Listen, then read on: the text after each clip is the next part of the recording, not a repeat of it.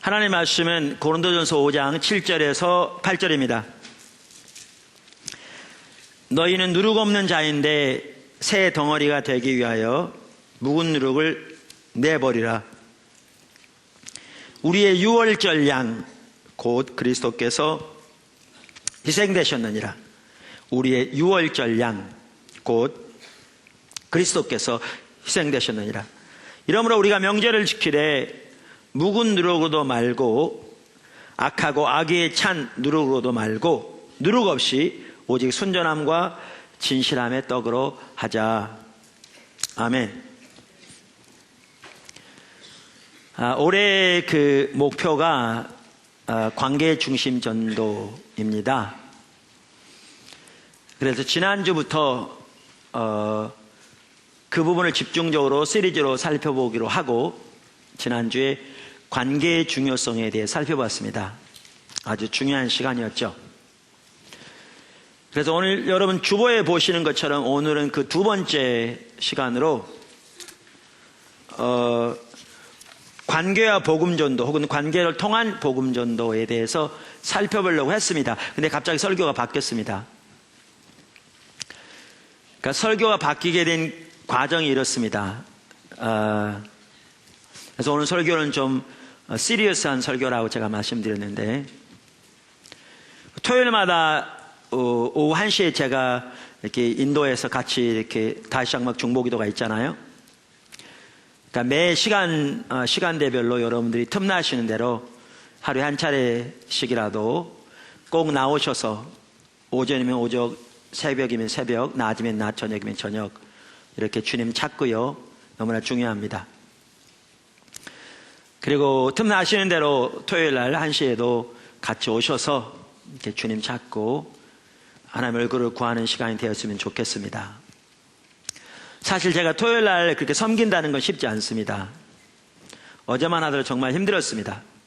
왜냐하면 제가 섬기게 되면 토요일 오전 9시부터 오후 5시까지 밥 먹는 시간을 빼놓고는 조금도 쉴 틈 없이, 그야말로 좀 쉽게 좀 과장되게 말하면 숨 쉴 틈 없이 제가 계속 섬겨야 되기 때문에 저한테 정말 쉽지 않습니다. 그래서 제가 섬긴 뒤로 월화수목 금 주일이 돼버렸는데, 그런데도 하나님께서 여러 경로를 통해서 이렇게 토요일날 모여서 주님을 더 찾을 필요성 또 보게 하시고, 또 기도를 통해서 여러 사람들에게 그 중요성을 감동 주셔서 제가 섬기고 있습니다. 개인적으로 섬기면서 이렇게 아주 좋은 시간이 되고 있고요. 첫 번째 시간부터 하나님께서 여러 가지 면에서 우리들을 이렇게 다루시고 만지시고 우리들을 인도하고 계셔서 정말 감사하게 생각하고 있습니다.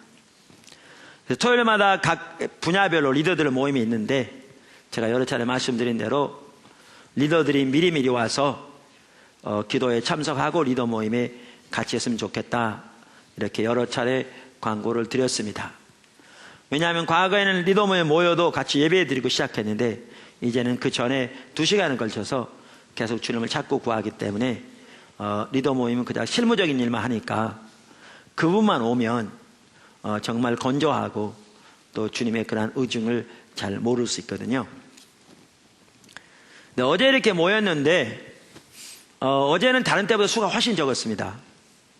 모인 숫자가. 그래서 상당수 왔지만 그 전주만 하더라도 많이 모였는데, 근데 제가 어제 이렇게 쭉 이렇게 이제 예배로 나아가면서 이제 주님을 찾는 가운데 우리 같이 이렇게 찾고 있는데, 제 마음속에 어떤 경로를 통해서, 제가 그것까지 여러분에게 말씀드릴 필요도 없고 시간적인 여유도 되지 않습니다만은, 어떤 부분을 제 마음속에 자꾸 주셨느냐 하면, 거기 모인 사람 중에 근본적으로 예수님을 아직 모르는, 그래서 예수님이 십자가를 통해서 이루신 그 하나님의 승리와 은혜를 깨닫고 구원받는 믿음으로 나올 뿐만 아니라 그 주님의 나라를 위해서 삶을 드리는 진정한 의미의 거듭나는 믿음으로 나올 사람을 초청하라고 그러신 것 같아서요. 그런 마음을 자꾸 주세요. 근데 여러분 알다시피 토요 기도 모임은 불신자들이 오는 곳이 아닙니다. 우리 지체들이 기도회로 모이는 거죠. 하나님의 얼굴을 구해서 나오는 거죠. 주님을 찾아서 나오는 거죠. 그리고 그날따라 숫자도 아주 적었습니다. 어제 따라 다른 때보다 훨씬 적었습니다. 근데 그런 마음이 자꾸 생겨서 제가 계속 인도하다가 자꾸 그 마음이 떠나질 않아서 제가 뭐라고 얘기했냐면, 그런 얘기를 이렇게 설명하고 난 다음에 혹시 여러분 중에 그래서 아직 근본적으로 예수님을 만나지 못한, 구원받지 못한 분이 계시면, 그리고 그렇게 주님을 믿음으로, 주님을 영접함으로 구원받은 믿음으로 나갈 뿐만 아니라 그렇게 삶을 주님을 위해 드리기를 원하시는 그런 분이 계시면 자리에서 일어나십시오. 우리는 주님을 찾겠습니다. 그러면 우리 지체들이 여러분이 기도해야 되겠습니다. 이렇게 얘기를 했거든요. 그리고 이제 저는 계속해서 이제 예배를 드리면서 이제 인도에 가는데 당연히 아무도 안 일어났죠. 저는 이제 하나님 앞에 예배 드릴 때는, 찬양을 드릴 때 눈을 감고 하죠. 주님께 관심을 집중하기 위해서. 근데 가끔 눈을 보면 아무도 안 서 있더라고요. 근데 이제 그러는 상황에서 제 마음속에 우리가 주님 앞에서 기도하고 좀 기다리는 중에 뭐가 집중적으로 보여졌냐면요, 오늘날 우리 예수 믿는 사람 중에도, 그러니까 우리들, 저와 여러분, 우리들 중에 예수님이 십자가를 통해서 이루신 그 승리가 무엇이며 그 구원이라는 말 속에 담겨져 있는 의미와 그 승리와 주님이 이루신 그 놀라운 역사가 무엇인가를 분명하게 인식하지 못하기 때문에 구원이라는 기쁨조차가 없는 거죠.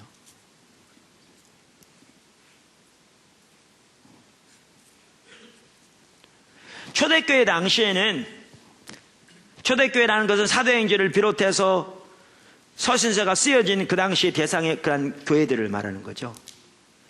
초대교회 당시에는 그들이 하나님 앞에서 기뻐하는 가장 주된 요소가 구원 때문에 그랬습니다. 그 감격이 넘쳤습니다. 그러니까 예를 들면 베드로전서만 하더라도 그 당시에는 예수님 때문에 아직 목숨을 잃지는 않았지만 재산이 압류당하는 것과 같은 핍박을 당하는 시대였거든요. 그렇게 많은 환난과 고통을 당할지는 몰라도 자기들이 하나님의 자녀 되었다는 것 때문에 썩지 않을 영원한 기업을 얻는 후사가 되었다는 사실 때문에 그들은 말할 수 없는 기쁨으로 즐거워했다고 되어 있거든요. 그리고 성경에, 여러분 신약 성경에 반복적으로 여기저기를 보시면 하나님의 백성들이 하나님께 감사한 주된 이유가 우리를 구원하신 그 사랑과 은혜 때문이었거든요. 근데 예수를 믿는 우리들 속에도 오늘날 주님이 십자가에서 이루신 그 승리, 구원이라는 말 속에 포함된 하나님의 그 승리와 하나님이 이루신 그 놀라운 그 승리와 하나님이 주신 그 위대한 뭐라고 그럴까 그 속에 나타난 그 의미와 의도와 그러한 그 개념 속에 나타난 하나님이 이루신 그 아름다운 일들과 우리에게 베푸신 그 위대한 그 사랑과 그 말이 포함하는 그 엄청난 그 일들을 우리가 미처 깨닫지 못하고 있는 거죠. 그러니까 우리 신앙마저도 구원에 대한 것은 그저 당연한 것으로 간주해버린 채 우리의 신앙이, 우리의 삶이 세상에 어떤 사건들로 인해서 일희일비하는 거죠. 뭐가 좀 잘 되면 할렐루야 아멘 하다가 뭐가 좀 기대한 대로 안 되면 낙심하고 실망하고 모든 것이 그 세상에 나타나는 그 일들로 인해서 순식간에 손바닥 뒤집어지듯이 뒤집어지면서 여기서 헤어나지 못하는, 성경에서 말하는 진정한 구원의 기쁨과 감격은 찾아볼 수 없는, 그게 우리의 모습인 것이 적나라하게 보여진 거예요. 갑자기 그게 보여지면 또 뭐가 보여지냐면, 그러기 때문에 하나님을 알지 못하고 영원한 사망 가운데 있는 이런 영혼들, 그들의 영적인 상태가 얼마나 피폐하고, 그들의 영적인 상태가 하나님 앞에서 얼마나 다급하고, 그들에게 하나님의 그 승리가 얼마나 필요하고, 이러한 걸 전혀 인식하지 못하는, 그래서 이런 영혼을 향한 어떠한 마음이나 열정이나 그 절박감도 없는 우리의 모습이 적나라하게 딱 비춰지더라고요. 그러니까 1:1 전도, 올해 한 명 전도하는, 교회에서 자라나도록 제자가 되도록까지 인도하는 것만 하더라도 그걸 또 1년 동안 주일마다 그저 한 귀로 듣고 한 귀로 흘려버리는, 구호로만 듣고 앉아있는 우리들의 모습에 대해서 하나님이 지적하시는데, 주님은 정말 심각하게 그 부분을 이렇게 우리의 태도를 심각하게 다루시는, 보시는 그런 마음이 부어지는데요. 제가 더 다른 기도를 못 인도하겠더라고요. 그 마음, 우리의 그 심각한 영적인 태도, 자세, 이런 게 보여지니까요. 그래서 여러분 어제 참석하시면 알겠지만, 더 많이 못 나가고요. 주로 우리 자신 회개하고, 또 교회 회개하고, 정말 우리에게 그 구원의 승리와 기쁨이 인식되어져서 우리 안에 구원의 감격과 기쁨이 있을 뿐만 아니라, 이런 영혼을 향한 정말 그 구원이 나눠지기를 원하는 그런 긍휼과 사랑, 그리고 그 절박함이 부어져서 주님께 나가야 할, 그렇게 해주시기를 원하시는 그 열망, 그렇게 해주기를 원하는 그 기도, 무엇보다 회개하는 마음이 막 계속 압도하시는 거예요. 다른 걸 거의 못했어요. 계속 그 부분 기다리고 또 회개하고 다시 기도하고. 그러다가요, 한 1시간 반쯤 지난 후에 제가 이렇게 혹시 오늘 그동안 기도하면서 하나님께서 어떤 마음에 감동 주신 게 있는 사람 한번 나눠보라고 그랬어요. 그랬더니요, 어제 따라 기도회 때 수는 다른 때보다 그래도 꽤 됐지만 일반 예배 아주 작았거든요. 그 많지는 않았는데 다른 때에 비하면 그 중에 3명이 처음 방문했더라고요. 그냥 제가 모르는 분이 3명이 와 있는 거예요. 좌측에 한 부부, 우측에 한 남자분이. 근데 좌측에 있던 여자분이 손을 번쩍 들더니 아까 말씀하신 그 사람이 저예요 라고 그러는 거예요.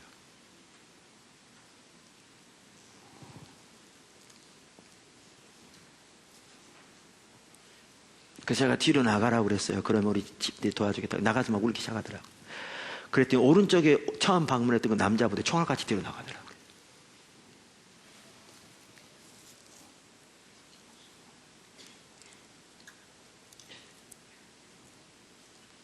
그랬더니 우리 지체 중에 한 명도 자기는 하나님 모르는 것 같다고, 예수님 모르는 것 같다고.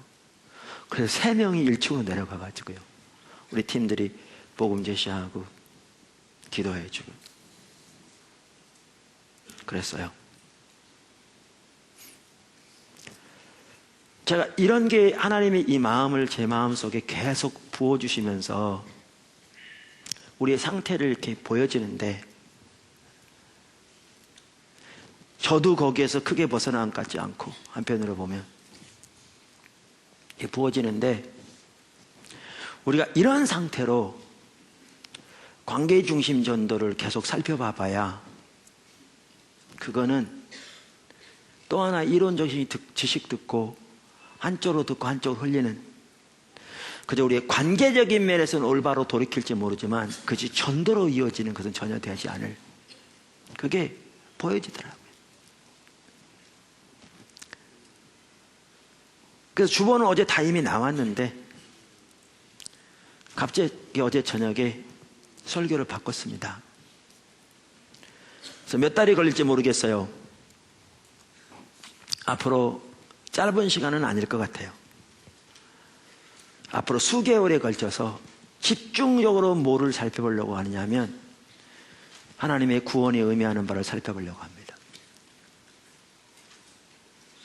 구원이 의미하는 바, 구속이 의미하는 바, 십자가에 나타나는 의미, 우리를 구원하신 것 속에 나타나는 하나님의 의미, 이러한 것들을 살펴보려고 합니다. 저에게도 어렴풋이 가닥은 잡히지만 하나님의 구체적인 인도가 필요해요. 근데 주님이 보이시고 그 마음을 붓고 계시기 때문에 인도하시리라고 믿어요. 그런데 이렇게 나누려고 하는데요, 제가 나눠도 이것이 우리 각자의 삶 속에 하나님이 주신 그 구원의 그 의미와 그 본질과 그 승리가 인식되어져서 우리 마음속에 구원의 기쁨과 감격이 넘치고 그것이 이른 영혼을 향한 마음으로 나눠지기 위해서는 두 가지가 필요해요. 항상 모든 면에. 그 두 가지가 뭔지 아시죠? 첫째는 말씀과 성령이에요. 말씀과 성령. 그래서 이 말씀과 성령의 역사로 우리 각자에게 이런 하나님의 은혜가 부어지는, 그래서 그렇게 이른 영혼을 향해서 나아가는 자리로 우리 모두가 나갈 수 있게 되기를 간절히 열망하고요, 이런 과정을 통해 어쩌면 어려서부터 교회는 다녔을지 몰라도, 또 주일날 빼놓지 않고 예배당에 나왔을지 몰라도 근본적으로 주님을 알아서 구원받은 경험이 없는 종교인들이 진정으로 주님을 발견하고 거듭나는 일들도 적지 않게 있을 줄로 생각합니다.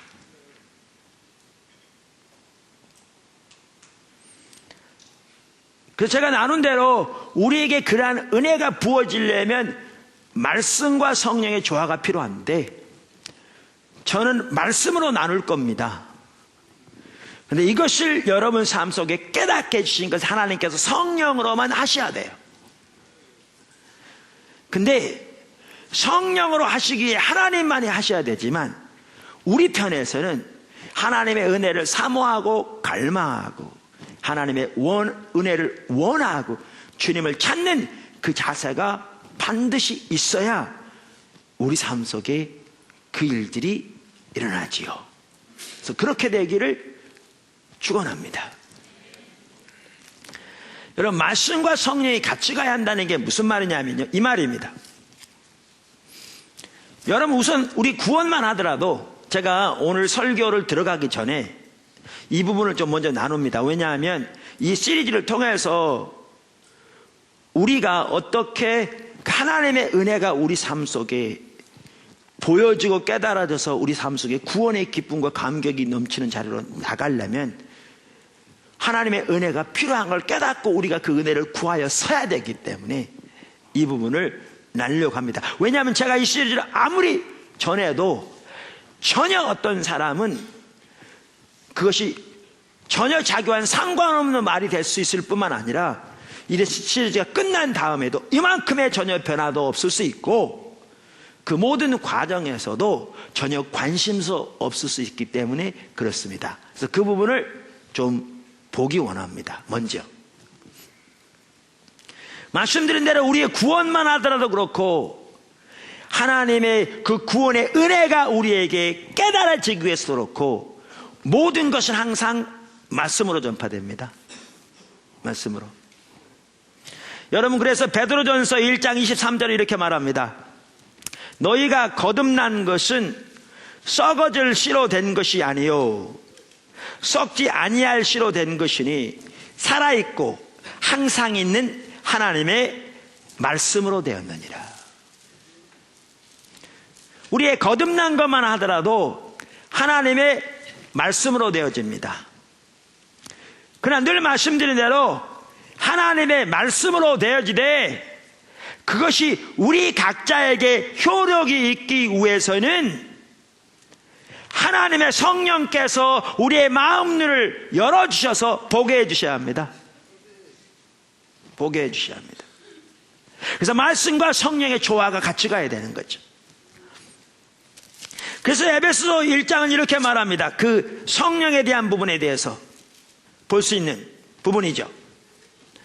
1장 15절부터 보면 사도 바울의 기도가 나오는데 에베소 교회를 위한 이렇게 말합니다. 이로 말미암아 주 예수 안에서 너희의 믿음과 모든 성도를 향한 사랑을 나도 듣고 내가 기도할 때에 기억하며 너희로 말미암아 감사하기를 그치지 아니하고 주 예수 그리스도의 하나님 영광의 아버지께서 지혜와 계시의 영을 성령을 가리킵니다. 너희에게 주사 하나님을 알게 하시고 너희의 마음 눈을 밝히사 그의 부르심의 소망이 무엇이며 성도 안에서 그 기업의 영광의 풍성이 무엇이며 그의 힘의 위력으로 역사하심을 따라 믿는 우리에게 베푸신 능력의 지극히 크심이 어떠한 것을 너희로 알게 하시기를 구하노라. 요약하면 이렇습니다. 내가 너희에 대해 들었다. 그 이후로부터 지금까지 쉬지 아니하고 너희를 위해 기도하면서 하나님께 감사한다.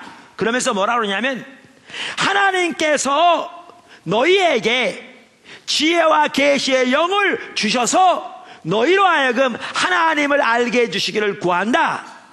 또한 하나님께서 지혜와 계시의 영으로 말미암아 너희의 마음 눈을 밝혀주심으로 하나님이 너희에게 주신 그 은혜들을 너희가 깨달아 알게 되기를 구한다. 이렇게 말하고 있습니다.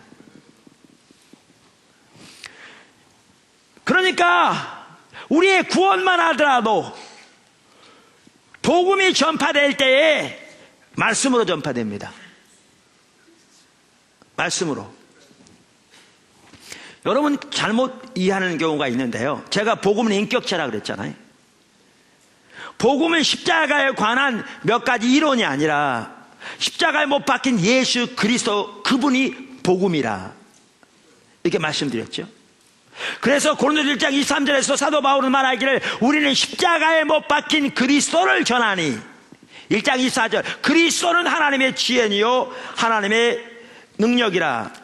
우리가 지난 며칠 동안 여러 차례 본 것처럼 사도 요한도 똑같이 말하는데 요한에서 1장 1절 2절에 보면 태초부터 있는 생명의 말씀에 관하여는 우리가 들은 바요 눈으로 본 바요 자세히 보고 우리의 손으로 만진 바라 이 생명이 나타내신 바 된지라 이 영원한 생명을 우리가 보았고 증언하여 너희에게 전하노니 이는 아버지와 함께 계시다가 우리에게 나타내신 바 된 이시니라. 여기다 보시면 명백하게 생명의 말씀 복음이 인격체신 예수 그리스도인 걸 볼 수 있습니다.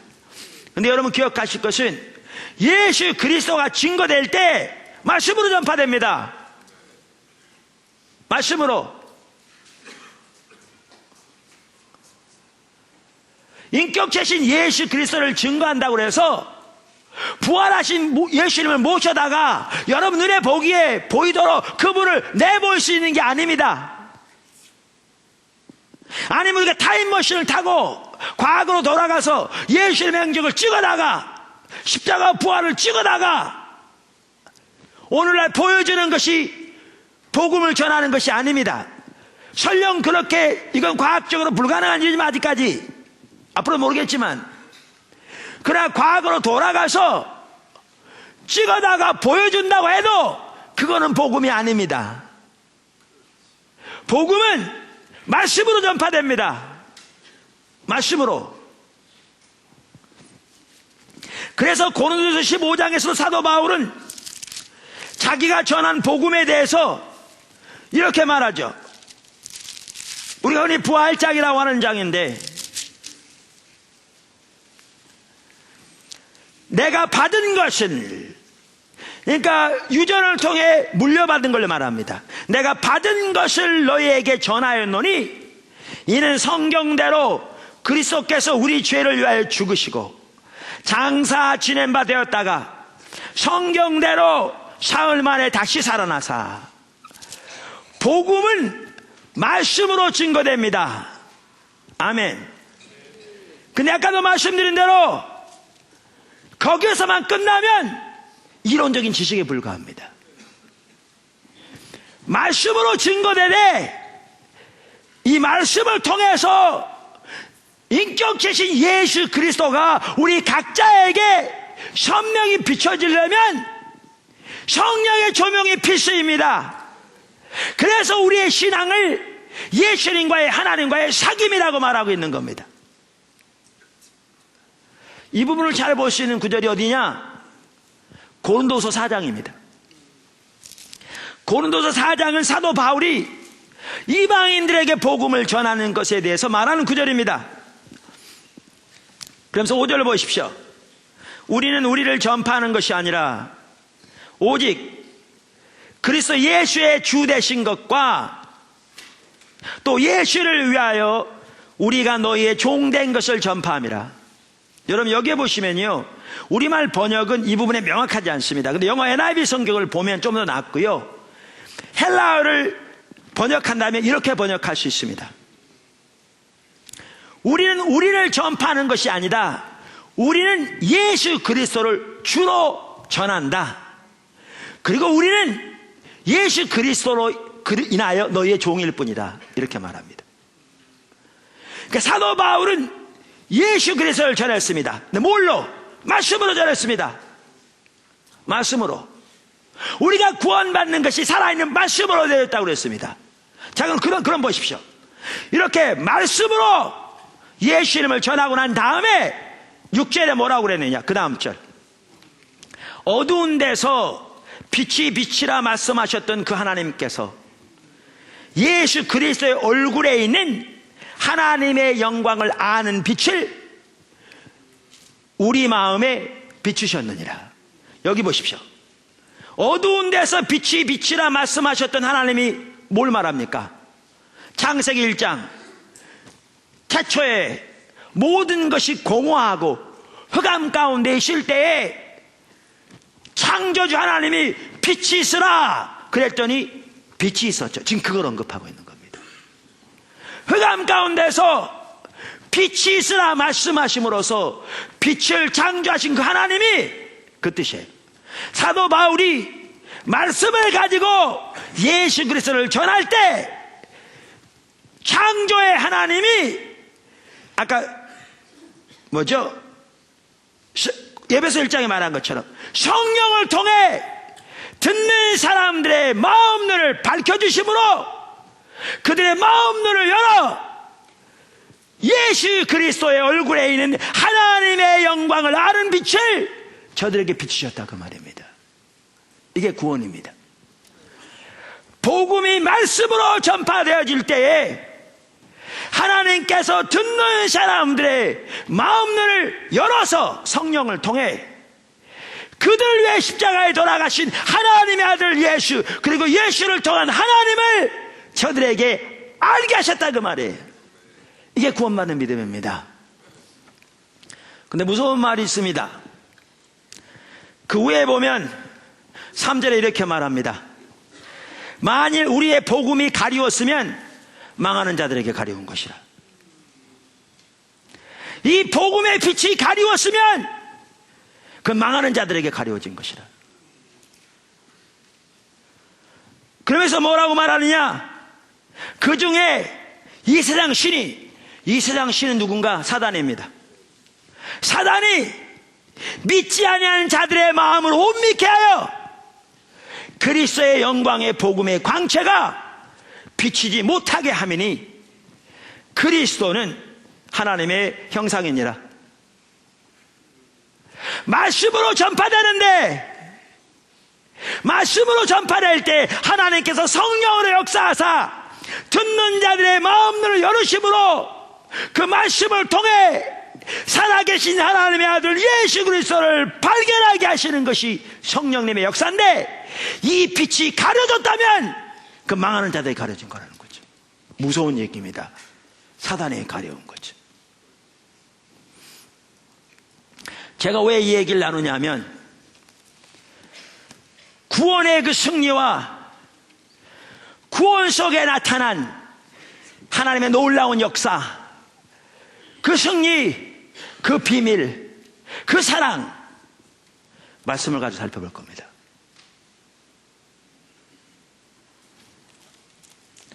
말씀을 가지고. 근데 이게 여러분에게 하나님께서 여러분의 마음을 열으셔서 밝혀주심으로 보게 하셔야 그 승리를, 그 하나님의 은혜를, 그 사랑을 볼 수 있는 것이죠.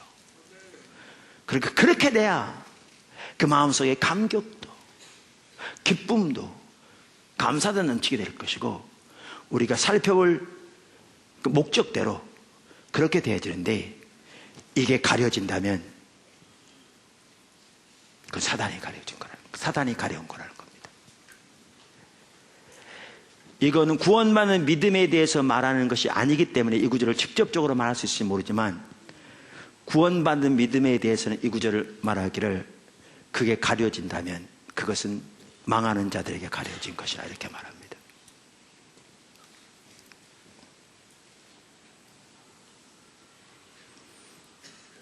그래서 우리가 구원에 대한 부분을 집중적으로 살펴보자 하는데, 기도하기에는 하나님께서 여러분 모두에게 지혜와 계시의 영을 부어주셔서 여러분의 마음눈을 밝혀주심으로 하나님께서 여러분을 위해서 행하신 그 놀라운 하나님의 역사와 그 역사의 의미와 그 승리를 깨닫게 해주시기를 바랍니다. 그렇게 함으로 여러분 마음속에 구원의 기쁨이 넘치고, 그리고 잃은 영혼을 향한 구원의 절박함을 보게 되어서 그들에게 예수 그리스도를 전하는 자리로까지 나아가는 여러분이 되시길 주님의 축원합니다.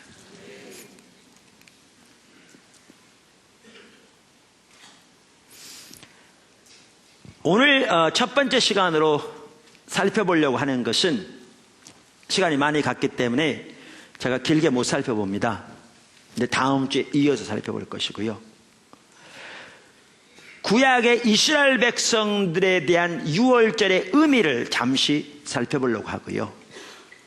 다음 주에는 그 유월절의 의미가 우리에게 갖는, 그러니까 구약의 유월절이 신약의 성도인 우리들에게 갖는 의미를 살펴봄으로써 구원의 한 부분을 살펴보려고 합니다. 구약의 이스라엘 백성들에게 있어서 유월절은 가장 중요한 절기 중에 하나입니다. 아니, the most important, 가장 중요한 절기라고 해도 과언이 아닐 것입니다.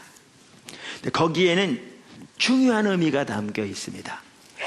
그들에게는 그것이 핵심적인 것이었습니다.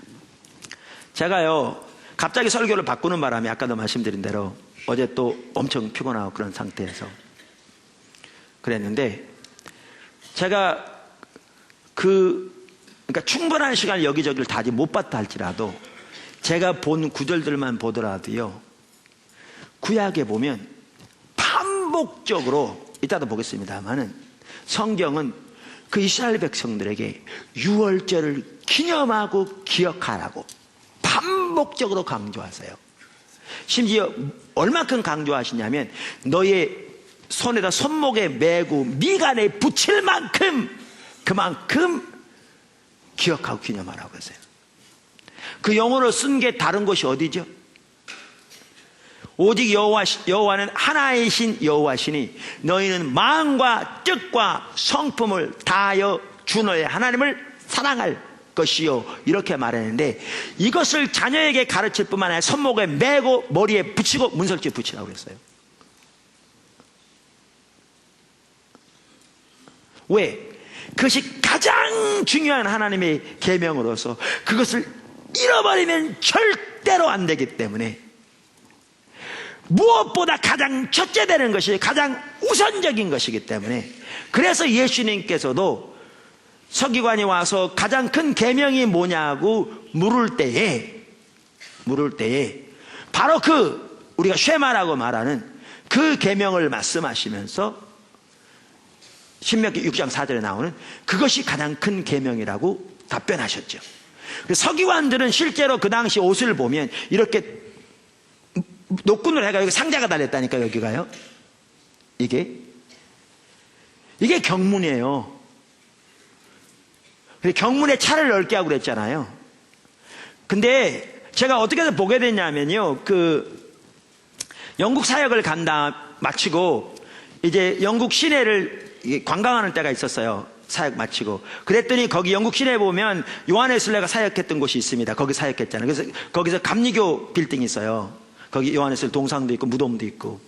이제 그런 데를 이렇게 가서 보면서 감리교 빌딩에 들어갔는데 1층에서 예수님 당시에 그 당시 종교 어떤 그 사회의 풍물전 하는 거예요. 그래서 서기관 옷이 그렇게 딱 이런 식으로 있는 거예요.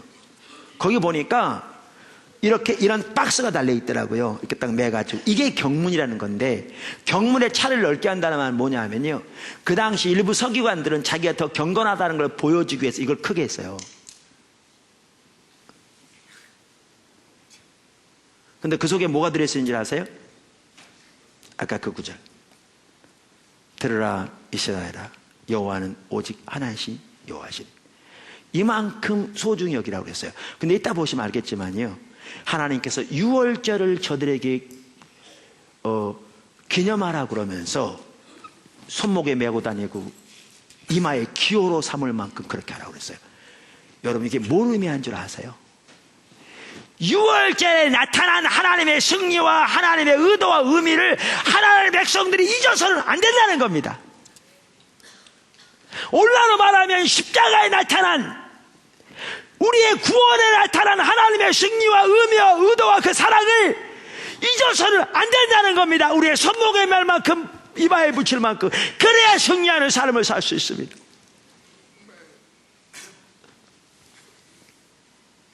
근데 우리는 그것을 너무나 당연한 것으로 여기고 전혀 인식하지 못한 채 살아가고 있다고요.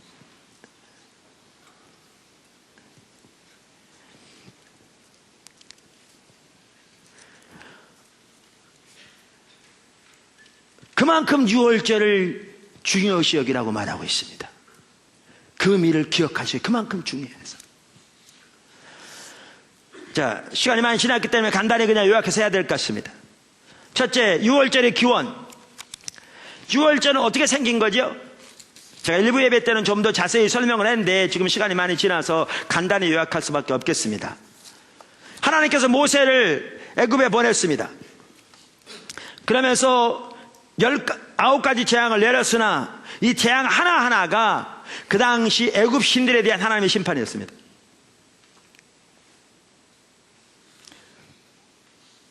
예를 들면 그들은 나일을 숭배했는데 나일강이 피가 되게 하셨죠. 그들은 태양을 숭배했는데 태양을 가리우고, 그들은 바로를 그들의 신으로 섬겼는데 그 바로의 아들부터 하나님이 죽이셨죠. 근데 그러한 9가지 재앙을 내렸는데도 그들이 돌이키지 않습니다. 바로가 돌이키잖아요. 다급할 때는 그렇게 하겠다고 그랬다가 다시 마음을 이렇게 돌이키는. 그래서 10번째 내리신 재앙이 뭐냐? 그게 여러분 잘 아시죠? 뭐죠? 바로의 장자부터 감옥에 있는 죄수의 장자까지 모든 장자를 다 죽이고 짐승의 첫 번째 난 수컷까지 다 죽이겠다는 거였어요. 근데 주님이 뭐라고 말씀하셨냐면, 이스라엘 백성들에게는 양을 잡아. 근데 여러분, 성경은 이걸 기억하십시오. 그 양을 유월절 양이라고 부르고 있습니다. 유월절 양을 잡아 그 피를 문설주에 바르면 장자를 죽이는 신이 애굽 전체를 향하다가 그 피가 문설주에 발라있는 집을 보면 그 집을 넘어가리라, 이렇게 말씀하셨어요. 여러 구절, 집에 가셔서요, 여러분 이 부분 좀 더 자세히 알기 원하시면 출애굽기 12장, 13장, 24장 이 세 장을 꼭 읽어보시면 도움이 많이 됩니다. 출애굽기 12장, 13장, 24장. 자, 12장, 그래서 그 중에서 일부만 보면 출애굽기 12장 21절에 이렇게 말합니다. 모세가 이스라엘 장로를 불러서 그들에게 이르되 너희는 나가서 너희의 가족대로 어린 양을 택하여 잡으세요. 유월절 양으로 잡고. 뭘로 잡으라고요? 유월절 양. 여기 유월절 양이라는 말에 밑줄 쳐놓으시면 좋을 것 같아요. 유월절 양으로 잡고 우슬초 묶음을 가져다가 그릇에 담은 피에 적셔서 그 피를 피에다도 밑줄 치시면 좋겠습니다. 그 피를 문 인방과 좌우 설주에 뿌리고 아침까지 한 사람도 자기 문 밖에 나가지 말라. 여호와께서 애굽 사람에게 재앙을 내리려고 지나가실 때에 문 인방과 좌우 문설주의 피를 보시면, 뭐를 보면? 피를 보시면 여호와께서 그 문을 넘으시고, 이 넘은단 말이 유월입니다. 여러분, 유월절 할 때 유월은 넘는다는 뜻입니다. 영어로 패스오버라고 그러거든요. 패스오버. 이 패스오버란 말이 넘어 지나가다 그 뜻이에요. 그러니까 여기에 보면 그 문을 넘으시는, 이 말이 패스오버입니다. 유월한다 그 말이에요. 여호와께서 그 문을 넘으시고 멸하는 자에게 너희 집에 들어가서 너희를 치지 못하게 하실 것임이니라. 이게 유월절의 기원이고요. 바로 그 다음 절에 보아도 너희는 이 일을 규례로 삼아 너희와 너희 자손이 영원히 지킬 것이니 너희는 여호와께서 허락하신 대로 너희에게 주신 땅에 이를 때 이 예식을 지킬 것이라. 이후에 너희 자녀가 묻기를 이 예식이 무슨 뜻이냐 하거든 너희는 이르기를 이는 여호와의 유월절 제사라. 여호와께서 애굽 사람에게 내리실 재앙을 내리실 때에 애굽에 있는 이스라엘 자손의 집을 넘으사 유월하사 패스오버 우리의 집을 구원하셨느니 하라 하매 백성이 머리 숙여 경배하니라. 이게 유월절의 기원입니다. 아멘. 자, 두 번째, 유월절의 의미. 구약의 유월절에 담긴 의미 많겠죠. 저는 그 중에 몇 가지만 언급하고자 합니다. 유월절의 의미. 저는 여기에 중요한 세 가지 의미는 반드시 들어있다고 생각합니다. 이 유월절 속에. 첫째는 유월절을 통해 이스라엘이 탄생했습니다. 그러니까 하나님의 백성으로 탄생했어요. 두 번째, 유월절을 통해 애굽의 압제에서 저들이 자유케 되었어요. 세 번째, 유월절을 통해 저들이 죽음을 면하게 되었습니다. 이 하나하나는요, 오늘날 우리에게도 정말 중요한 의미를 가집니다. 그것은 다음 주에 살펴볼 겁니다. 이 하나하나. 첫째, 작은 첫 번째죠. 유월절을 통해 이스라엘이 하나님의 백성으로 탄생했습니다. 사실은요, 여러분, 이 유월절이 시작이 아닙니다. 하나님이 하나님을 위한 한 백성을 세울 계획은 하나님이 아브라함 때부터 실행하기 시작하셨습니다. 창세기 12장에 아브라함에게 오셔서 본토합의 친척집을 떠나라, 내가 내게 지시할 땅으로 가라, 이렇게 하실 때에는 그를 통해 하나님을 위한 한 백성을 세우실 계획을 가지고 계셨습니다. 그래서 아브라함이 믿음의 조상입니다. 이스라엘의 조상이 아브라함이지 모세가 아닙니다. 아니에요. 그래서 하나님을 위한 한 백성을 세우실 계획은 아브라함 때부터 하나님이 실행하신 거예요. 그리고 아브라함 때 이미 하나님께서 그의 자손이 애굽에서 400년 동안 종살이 하게 될 것이고 그 후에 그들을 이끌어내어 가나안 땅에 들이실 거라고 말씀하셨습니다. 그런데요, 한편으로는 이 유월절을 통해서 하나님이 이스라엘 백성들을 언약의 백성으로 세우십니다. 언약의 백성으로. 이건 신약적으로 우리에게 중요한 의미를 갖죠. 여러분, 그래서 여기 출애굽기 12장 2절에 보면 심지어 뭐라고 표현되어 있냐면 유월절 해서 출애굽한 그 달을, 그때부터 그들은 연역이 시작됩니다. 이 달을 너희의 달의 시작, 곧 해의 첫 달이 되게 하고, 이때부터 그들의 연약이 시작돼요. 이때부터.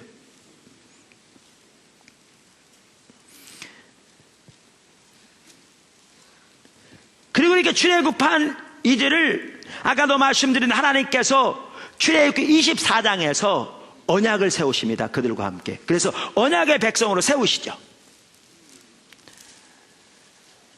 24장 한번 보십시오. 6절. 모세가 피를 가지고 반은 여러 양푼에 담고 반은 제단에 뿌리고 언약서를 가져다가 백성에게 낭독하여 듣게 하니 그들이 이르되 여호와의 모든 말씀을 우리가 준행하리이다.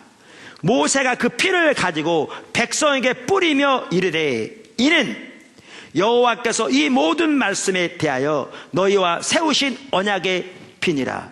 그러면서 하나님이 저들의 하나님이 되고 공식적으로 저들이 하나님의 백성이 되는 하나님의 백성으로서 이스라엘이 드디어 탄생합니다.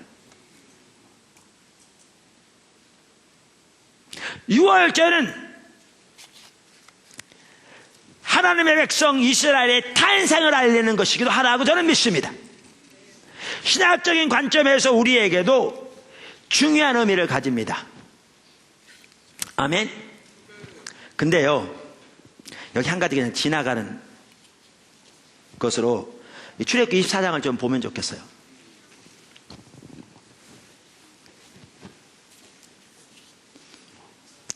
하나의 지나가는 걸로 출애굽기 24장 보시면요,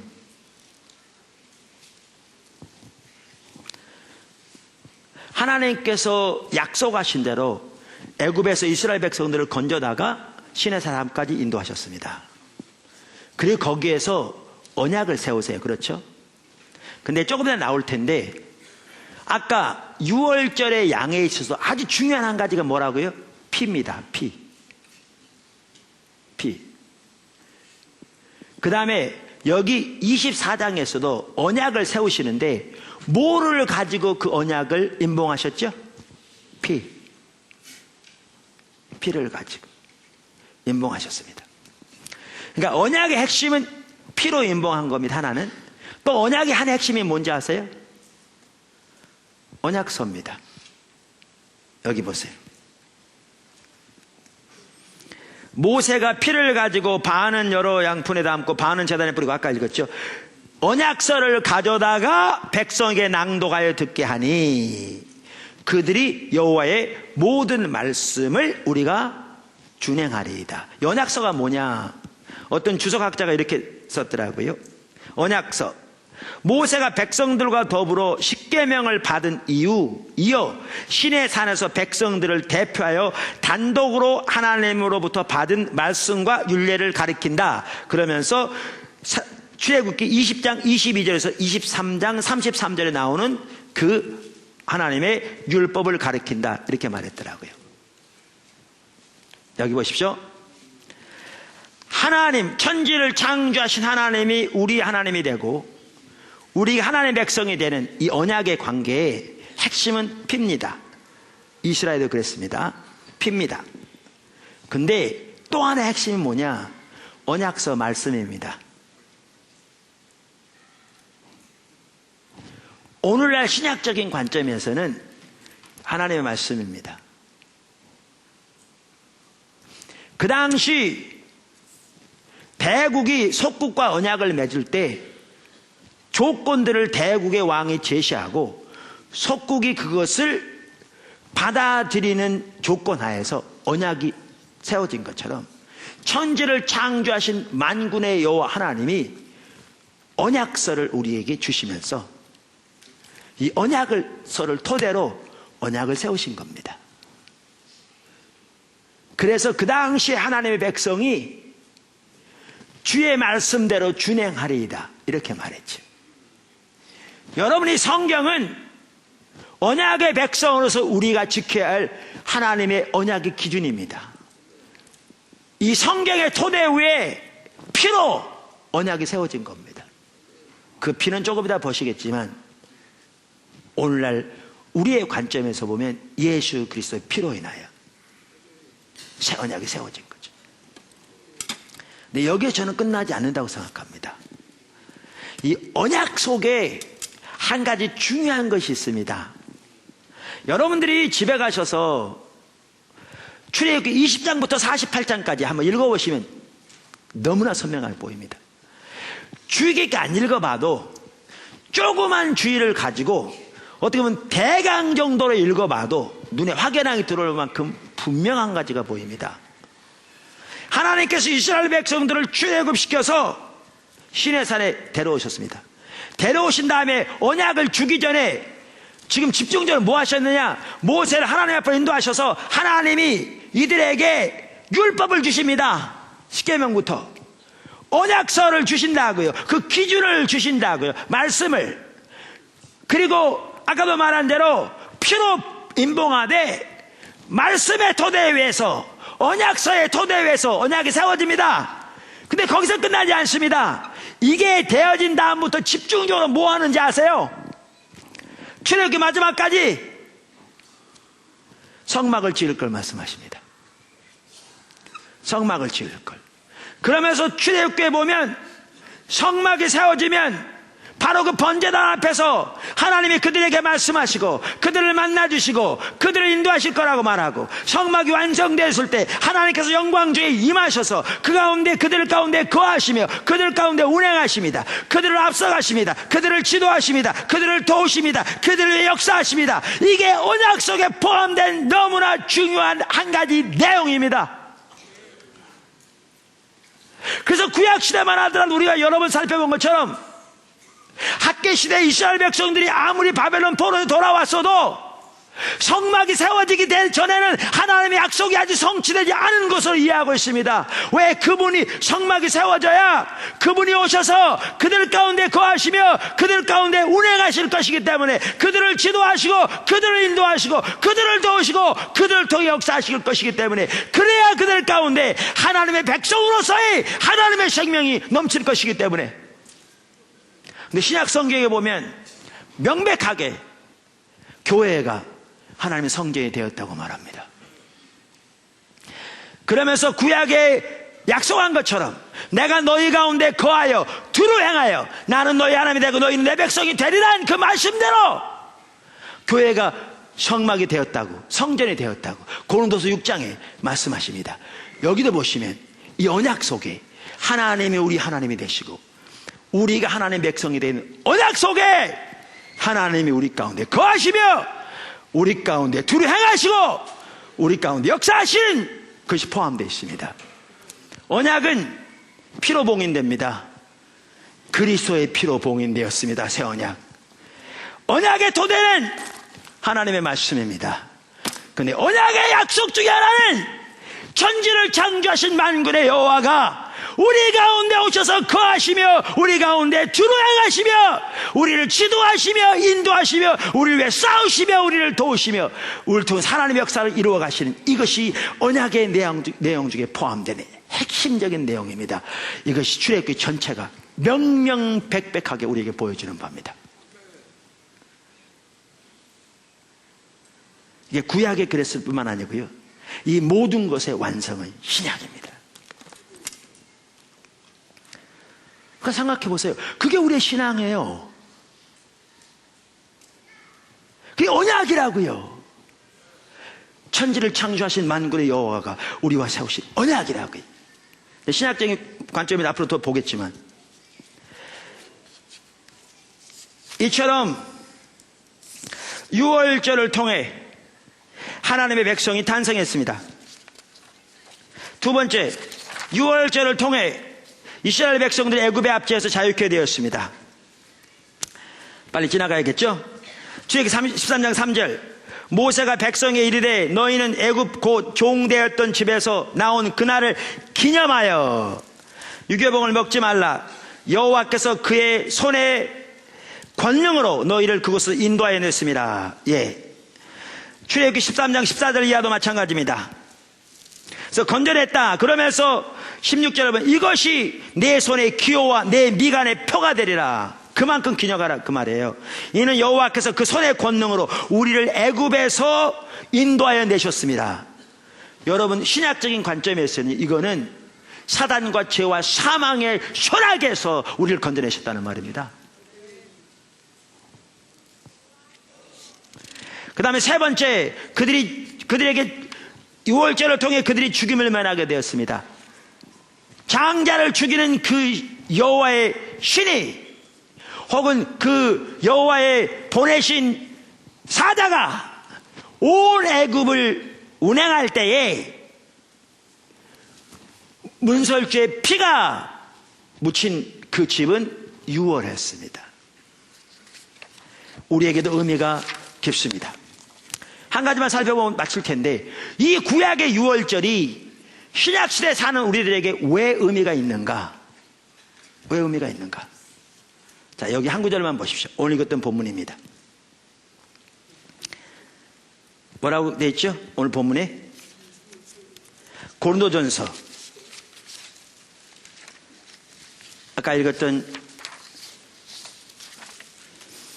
5장 7절 보십시오. 너희는 누룩 없는 자인데 새 덩어리가 되기 위하여 묵은 누룩을 내버리라. 그러면서 우리의 유월절 양, 아까 유월절에 유월절 양을 죽이라고 그랬죠. 유월절 약이라고 표현되어 있죠. 근데 신약시대 사도 바울이 뭐라고 말하냐면 우리의 유월절 양 곧 그리스도께서 희생되셨느니라. 구약의 유월절은요, 예수님을 통한 구속의 그림자에 불과했습니다. 그 유월절 양이 진정한 의미의 유월절 양이신 예수 그리스도의 보혈을, 그러니까 예수 그리스도를 상징하는 거였고요.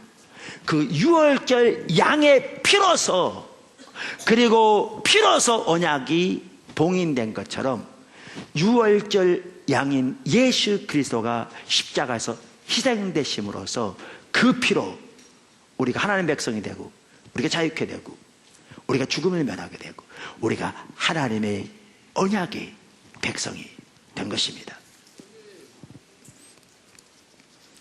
여러분, 성경에 보면 여러 곳에서 예수님이 유월절 양인 것을 보여주는데 출애굽기에 보면 유월절 양은 절대로 뼈를 꺾지 말라고 돼 있어요. 유월절 양은 뼈를 꺾지 말라고 그랬어요.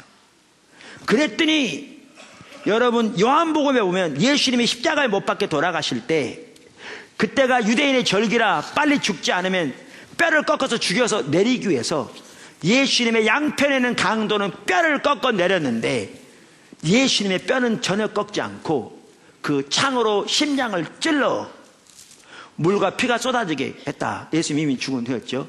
그리고 내렸는데, 예수님의 뼈를 꺾지 않는 것을 두고 요한복음은 뭐라고 말하고 있는가? 예수님이 유월절 양이었음을 말하고 있어요. 19장 31절.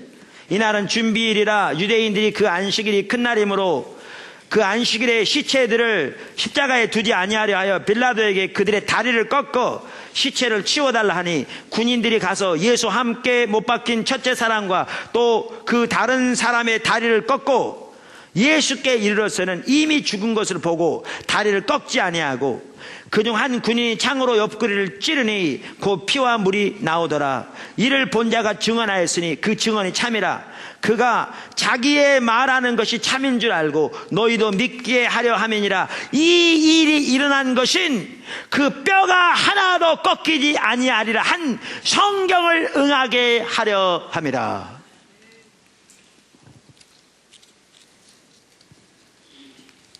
그 뼈가 하나도 꺾지 아니하게 한 성경을 응한다는 말이 무슨 말이에요? 아까도 말씀드린 대로 유월절의 양의 경우에는 그 뼈를 하나도 꺾지 말라고 출애굽기 12장에 말씀하셨어요. 이렇게 함으로써 예수님이 유월절의 양으로 십자가에서 우리를 위해 돌아가신 것을 증거하고 있다고 성경은 더욱더 말해주고 있지요.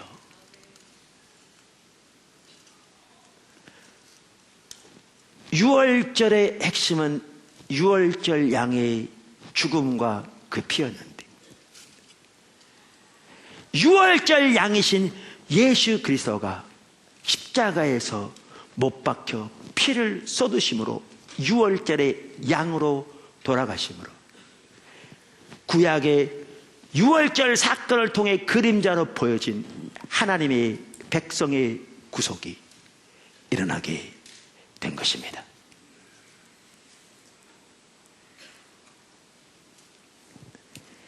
그러면서 오늘 읽은 본문 말씀인